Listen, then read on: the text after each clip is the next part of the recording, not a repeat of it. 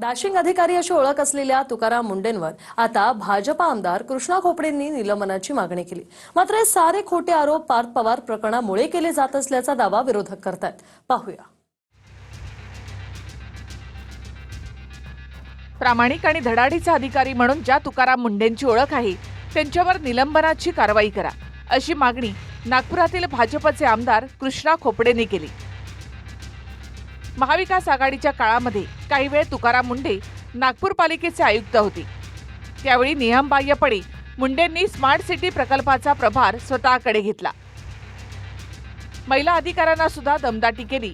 त्यावेळी महाविकास आघाडी सरकारने मुंडेंच्या विरोधात कोणतीही कारवाई केली नाही।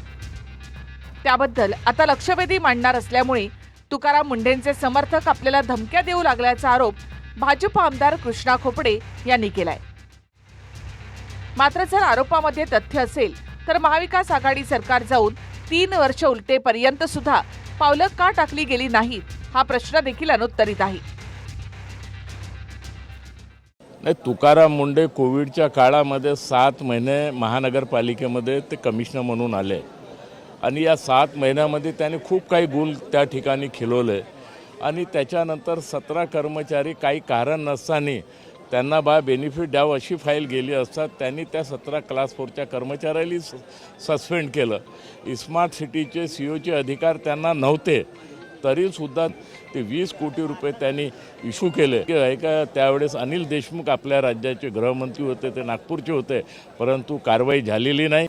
काय झालं, तुकाराम मुंडेची कमिटी पार्थ पवाराच्या याच्यामध्ये बसवा असं आम्ही मागणी केली। आता तुकाराम मुंडेचं नाव काय आम्ही घेतलं तर त्याच्यावरच भ्रष्टाचाराचे आरोप लावून टाकले।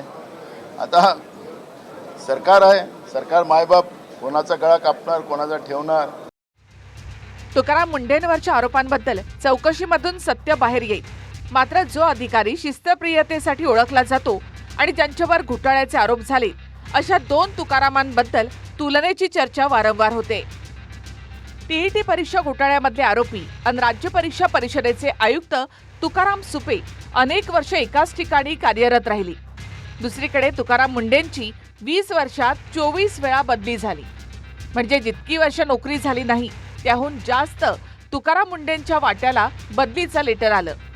दोन्ही अधिकाऱ्यांच्या नावात राम असला तरी व्यवस्थेत राम आहे का, हा प्रश्न वारंवार विचारला गेला। ऑगस्ट 2005 ला तुकाराम मुंडे सोलापूरचे उपजिल्हाधिकारी म्हणून सरकारी सेवेमध्ये रुजू झाले। त्याच्या 2 वर्षात देगलूरला त्यांची बदली झाली।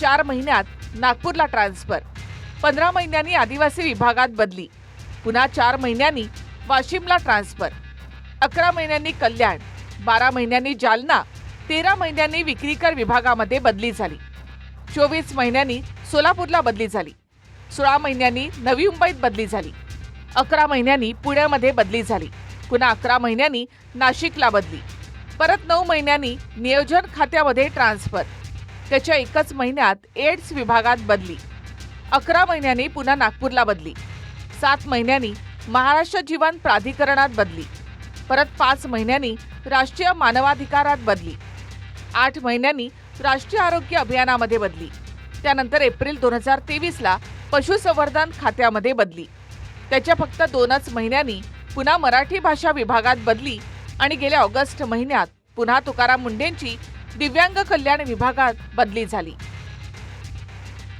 तुकाराम मुंडेंची पशुसंवर्धन खात्यामधून झालेल्या तातडीच्या बदलीवर विरोधकांनी सरकारला सवाल केले होते, मात्र तो मुद्दा आता बाहेर पडलाय।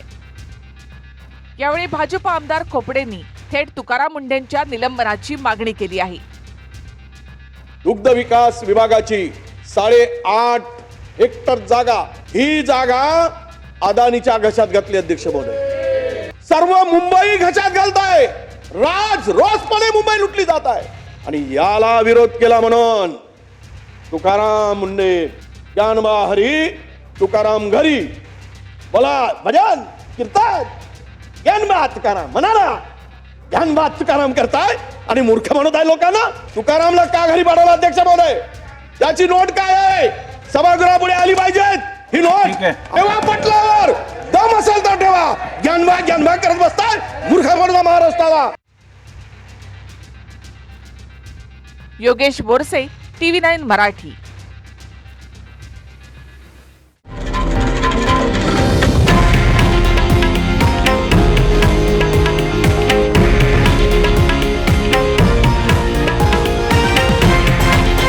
हे आहे देशातील नंबर 1 न्यूज नेटवर्क आणि आपण पाहत आहात TV9 मराठी, एकमेव.